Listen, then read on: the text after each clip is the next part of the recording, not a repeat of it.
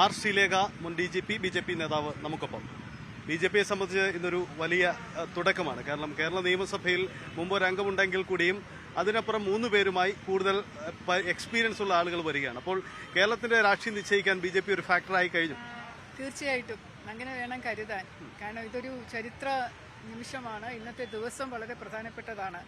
3 MLA-മാർ BJPക്ക് വേണ്ടി സത്യപ്രതിജ്ഞ ചെയ്യുമ്പോൾ അത് BJP ഒരു കേരളത്തിലെ ഒരു പാർട്ടി എന്നുള്ള നിലയിൽ മാത്രമല്ല, കേരള സമൂഹം ആഹ്ലാദിക്കേണ്ട, അഭിനന്ദിക്കേണ്ട അല്ലെങ്കിൽ അഭിമാനിക്കേണ്ട നിമിഷമാണ് ഇന്ന്. അപ്പോൾ അതുകൊണ്ട് അതിലൊരു പങ്കാളിയാവാനാണ് ഞാനും എത്തിയത്. താങ്കളെ സംബന്ധിച്ച് ഇപ്പോൾ അറിയാം, ഒരു ഉദ്യോഗസ്ഥ എന്ന നിലയിൽ നിയമസഭാ പ്രവർത്തനങ്ങളൊക്കെ മുമ്പ് വന്നിട്ടുണ്ട്, പലപ്പോഴും വന്നു പോകേണ്ടി വരും. പക്ഷേ ഇപ്പോൾ ഒരു താങ്കൾ ഉൾപ്പെടുന്ന പാർട്ടി അംഗങ്ങൾ ഇവിടെ ഇരിക്കുകയാണ്. അപ്പോൾ സ്വാഭാവികമായും ഈ സത്യപ്രതിജ്ഞ ചടങ്ങുകൾക്ക് വേണ്ടി സഭയിൽ ഉണ്ടാകുമോ? ഉണ്ടാവണം എന്നാണ് ആഗ്രഹം. ഞാൻ ഇത് കഴിഞ്ഞിട്ട് കാൽനടയായിട്ട് അങ്ങോട്ട് പോകണു എന്നാണ് പറഞ്ഞത്. അപ്പം അതിൻ്റെ കൂട്ടത്തിൽ പോയി അവിടെ കയറാനായിട്ട് പാസ് കിട്ടുവാണെങ്കിൽ കയറി ഉദ്യോഗസ്ഥ ഗാലറിയിൽ ഇരുന്നാണ് ശീലം. അവിടെ ഇരുന്നു കൊണ്ടായിരുന്നു പല സമയത്തും ഓരോ നിയമസഭാ കാര്യങ്ങളൊക്കെ കണ്ടിരുന്നത്. അപ്പോൾ ഇതൊരു പ്രത്യേക അനുഭവമായിരിക്കും. ഒരു കാര്യം കൂടി, ഈ കേരളത്തെ സംബന്ധിച്ച് BJP ഒരു ഫാക്ടറായി മാറുന്നു ഇനി. കാരണം പ്രതിപക്ഷ നിര എന്ന് പറയുന്നത് ദുർബലമാണ്. ഇടതുപക്ഷ നിരയിൽ അംഗങ്ങളുടെ എണ്ണം കുറവാണ്. അപ്പം BJPക്ക് 3 അംഗങ്ങളുമുണ്ട്. അപ്പോൾ കേരളത്തിൽ നിയമസഭയിൽ ഇനി സർക്കാരിനെതിരെ ശബ്ദമുയർത്താൻ BJP ഒപ്പം നിൽക്കും. BJPയുടെ കൂടുതൽ നീക്കം ആ രീതിയിൽ ഉണ്ടാവുമെന്ന് കരുതുന്നു. അങ്ങനെയാണല്ലോ, അങ്ങനെയാണ് നമ്മൾ പ്രതീക്ഷിക്കുന്നതും അത് തന്നെയാണ് നടക്കാൻ പോകുന്നത്. നമുക്കിനിയും ഭാവി ദിവസങ്ങളിൽ കാണാം. കാരണം കേരളത്തിൻ്റെ ജനതയുടെ ഒരു നല്ല ശബ്ദമായിട്ട് BJPയുടെ 3 പ്രതിനിധികളും സഭയിൽ ഉണ്ടാവും എന്നുള്ളൊരു വലിയ പ്രതീക്ഷ എല്ലാവർക്കും ഉണ്ട്. അത് ശരിയാണ്, അങ്ങനെയാവും.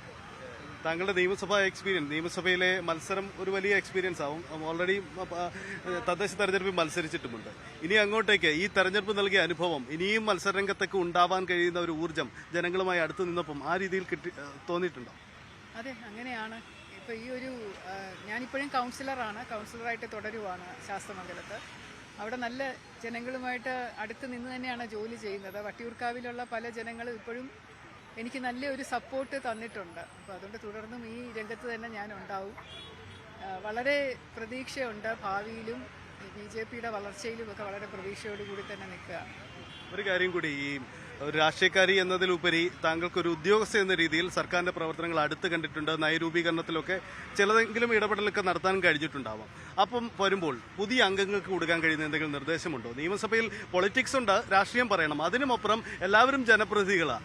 അവർക്ക് അവരുടെ കക്ഷി രാഷ്ട്രീയത്തിനപ്പുറമുള്ള ഒരു കോമൺ പൊളിറ്റിക്സ് ഉണ്ടല്ലോ, അങ്ങനെ എന്തെങ്കിലും പറയാനോ?